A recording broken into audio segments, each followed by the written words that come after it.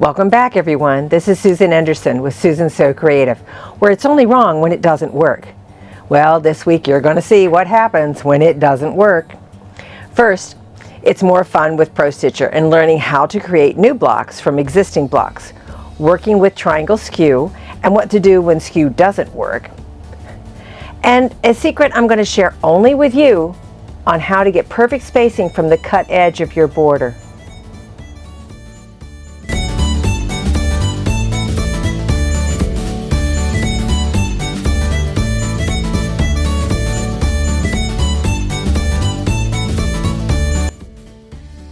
Okay, so what happens when you stitch your quilt and you find either you don't like the stitching that's been done, or you don't like the color, or something like that? What do? Do you just leave it? Well, I'm not. I am taking out these two designs right here and I'm going to restitch. Now that I've gone ahead and ripped out all the stitching, I've also run my lint roller across it to get the extra threads and so forth out. You can still see the stitching lines. So I'm going to take my Downey Wrinkle Release product and I'm going to just spray lightly to help get rid of those little lines. Now I'm going to leave it set until it completely dries. So I'm going to go to a different part of the quilt and work over there until this is dry. So I'm having fun with this quilt. It's got a lot of different shapes, squares, triangles, half moons, circles, all that kind of fun thing. So I thought what I would do with this, rather than just do the crosshatch, which is what I originally started with, I'm going to do each individual block separately, playing with all the different blocks that I have in my Prostitcher, along with a lot of the really neat features too. On occasion, you arrive at an area that doesn't lend itself to being skewed. For instance, it's not quite a triangle because it's got a curve to it. So if I do attempt to skew, my triangle skew is curved out because this area has more than 3 points. In order to use triangle skew, you can only use 3 points. So if I go to block skew, well, that didn't work. Let's go to border skew. Nope, that one didn't work either. So the best thing for me to do is to modify. I'm going to go to resize. I'm going to lock my width and height, and I'm just going to resize this down and see if I can get that into that position. So I'm close. That's too small. Nope. Okay, that does pretty good. Looks like I've got a couple of corners in there that it look not going to fit just right. So you can see where that's not going to quite fit in. But what I can do, got that pretty close. Let's move this, go back to my reposition and nudge this just a little bit. Now I changed my nudge to be 0.01. So I'm moving in very small increments.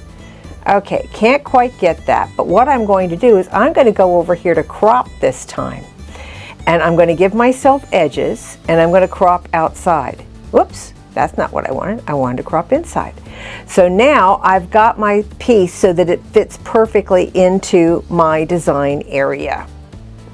In order to get my triangles to fit, I've already traced out my area on my quilt top here. But in order to get this triangle into here, if I just go into modify and skew and do triangle skew, it doesn't get to where I want it to be. Let's undo that. I actually need to rotate this first. So I'm going to go to my rotate tab. I'm going to actually flip it top to bottom. Then we're going to go to skew and triangle skew. Now it fits the way it's supposed to. Here's another tip. When you go to open your design, if you position your crosshair or your machine to where you want the starting point to be on this, when I go to select my design, and I want to do this one right here, my starting point comes or almost fits into the area where I'm going to be placed.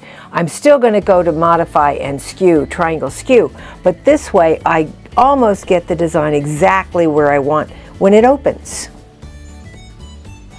All right, I've gone back to my little blue half moon that I originally ripped out and decided I was going to change the stitching. I've already traced it off, but what do you do and how do you fill that kind of a shape? I'm going to go to File and Design, Open. I'm going to choose blocks this time, and I'm going to choose just a kind of a round design. Let's choose that one and open. Well, obviously that is not going to fit. So what I'm going to do is I'm going to, first off, I'm going to move this manually into position, and I want it about halfway in the design.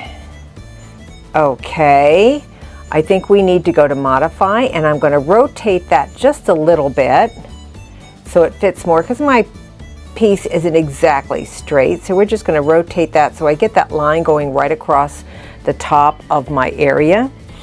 And now, all right, we're going to go ahead and I'm going to crop the design right as it is.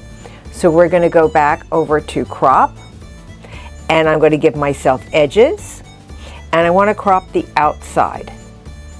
And I just filled in my design area. So I'm going to go back to my Prostitcher, and I've got to start. My end is over here. Let's go ahead and start that.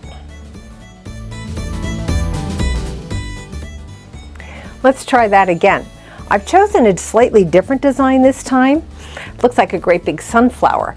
But what I'm going to do is, again, I'm going to slightly resize this, but you can see where I want to crop it off at the bottom here. And I've kind of centered it on the two petals. But before I do that, let's go ahead and go to modify. We're going to resize, make sure I'm locked. I'm going to take it down just a little bit so that it does fit inside my area there. That looks pretty good. And then we're going to reposition a little bit, nudge it down. No, you know what? I think I will leave it there, because when it cuts across, okay, I've got one little hump here. Let's rotate that a little bit. So let's rotate it just a bit. See if I can get that extra loop out of there in my design.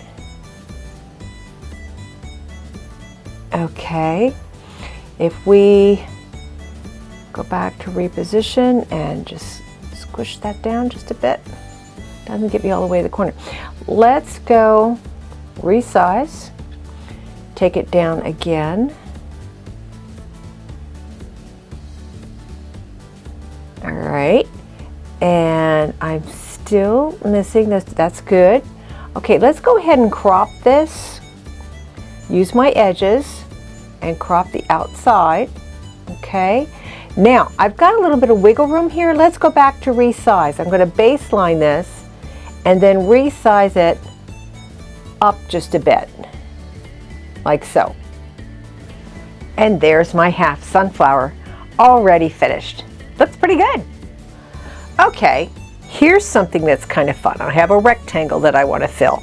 I've chosen a design that looks very similar to a rectangle, so I'm going to go in and go back to SKEW, modify SKEW, and I'm going to just tuck block SKEW. Well, that kind of distorted the design, but you know what? I kind of like it.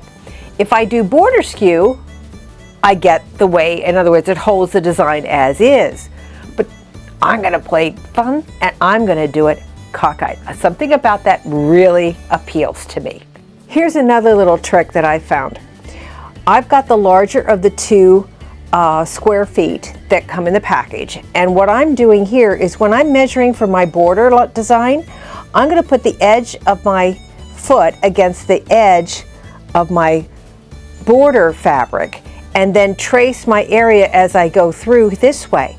Then I'll know that my stitching is going to be inside where my bias binding will be on my quilt and won't be covered up.